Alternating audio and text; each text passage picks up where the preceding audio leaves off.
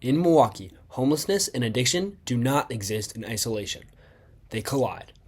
This is the story of that intersection and the lives caught in between.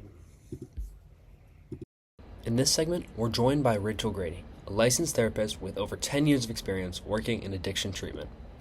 Rachel's work focuses on individuals who are not only battling substance abuse disorders, but are also facing the daily challenges of homelessness.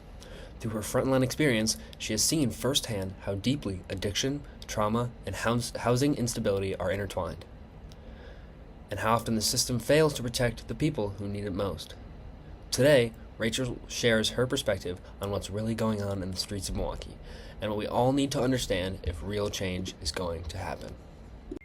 How do addiction and homelessness intersect in the lives of the people that you work with? Yes, homelessness and addiction are so interrelated. Some studies indicate that up to 50% of the homeless population struggle with a substance use disorder. Oftentimes, substance use can lead to homelessness due to job loss, strained relationships, difficulty maintaining their housing. And on the flip side, the stress and challenges of being homeless, such as a lack of access to resource or social support, can worsen substance use. According to reporting by Amy Hetzener of Wisconsin Radio, Milwaukee County has made real progress in the fight against homelessness, reducing its homeless population by 16% from 2023 to 2024.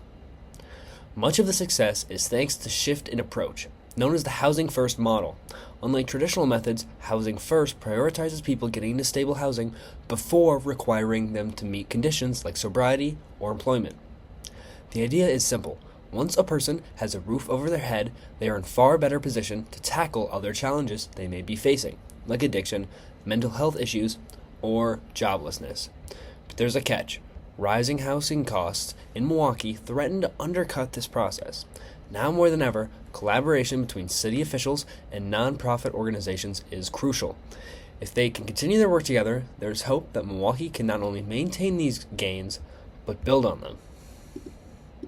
The connection between addiction and homelessness is further supported by the Housing First approach, which acknowledges that substance use is both a cause and a consequence of housing instability. As highlighted in the Minnesota Women's Press, many individuals experiencing homelessness have histories of trauma, unrelated mental illness, and addiction. The Housing First model, now implemented in cities like Houston and Milwaukee, shows that providing stable housing along with wraparound services like addiction treatments leads to a better long-term outcome. This reinforces the need for compassionate, housing-based interventions in addressing the root of causes of chronic illness. What support systems have you seen make the biggest difference in helping someone recover and stay off the streets? Housing First has made the biggest difference. Housing First is a philosophy that everyone deserves a house. Housing First does not require a person to be sober or in treatment to get housing. Often though, once someone has their basic needs met, such as housing, they can then take the next steps of seeking treatment for their substance abuse disorder. And when it comes to the biggest difference with sobriety is social supports, having family, friends, a recovery network to help the individual get sober and stay sober. Journalist James E. Casey has spent years reporting on the city's most pressing social issues, and few are more urgent than homelessness in the winter. In an opinion piece published in early 2025, Casey questions the accuracy of Milwaukee's official homelessness counts. While data shows a decline, Casey's first-hand experience tells a different story. In quotes, "I'm out there. I see the city's growing. I talk to people who are newly homeless every week. The numbers don't match up." End quote. He writes that the cold Milwaukee winters add another brutal layer to the struggle. People living outside aren't just facing homelessness, they're fighting for survival. Casey's perspective offers a critical counterpoint to the most optimistic narratives around the city's progress. It reminds us that behind every number is a real person, and not everyone is being counted. When the temperature drops and the truth about homelessness rises to the surface, voices like James Casey's make sure it doesn't go unheard. If there was one misconception about addiction and homelessness that you could correct for the public, what would it be? The life experiences of the homeless are so different. Some come from privileged backgrounds. So many are so kind and caring individuals. They're not going to cause you harm.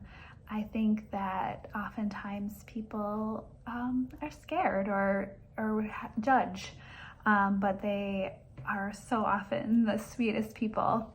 And when it comes to substance abuse, I think a big misconception is that it's a choice. Yes, it is a choice to take the drug initially, most times. However, repeated use of drugs and alcohol can lead to brain changes that can really challenge an addicted person's self-control. Substance use disorder is a mental health condition. It is a disease, and it is not always as simple as a choice to stop. Tahira Malik, founder of Saman's House, has seen how addiction and homelessness are deeply connected in Milwaukee. Despite a 33% decrease in overdose deaths over the last 2 years, largely due to naloxone, overdose rates remain high, particularly in Black communities. Malik believes in harm reduction is essential for anyone struggling with substance abuse, not just opioids, and emphasizes the importance of breaking the stigma around addiction. Addiction exists in communities, not just back alleys. Everyone knows someone who is affected. Public awareness campaigns, such as reminders on billboards, gas pumps, can make a real difference when people are in crisis. Malik stresses the need to expand access to naloxone, especially in underserviced neighborhoods where people often face multiple barriers to care. What are some of the biggest barriers your clients face when trying to access treatment or stable housing? Treatment for substance use disorders and housing have different barriers. Many facing housing insecurities or homelessness may not be in a place where they want treatment. Treatment cannot be forced in some cases unless there's legal involvement.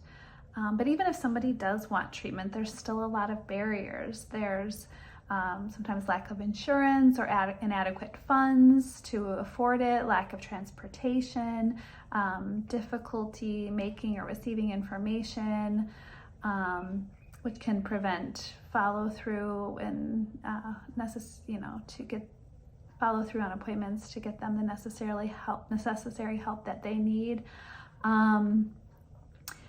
There are limited housing opportunities for people experiencing homelessness. There's budget cuts. Many of the resources are less than they used to be. Also, increasing rents and just overall lack of affordable housing is a real issue.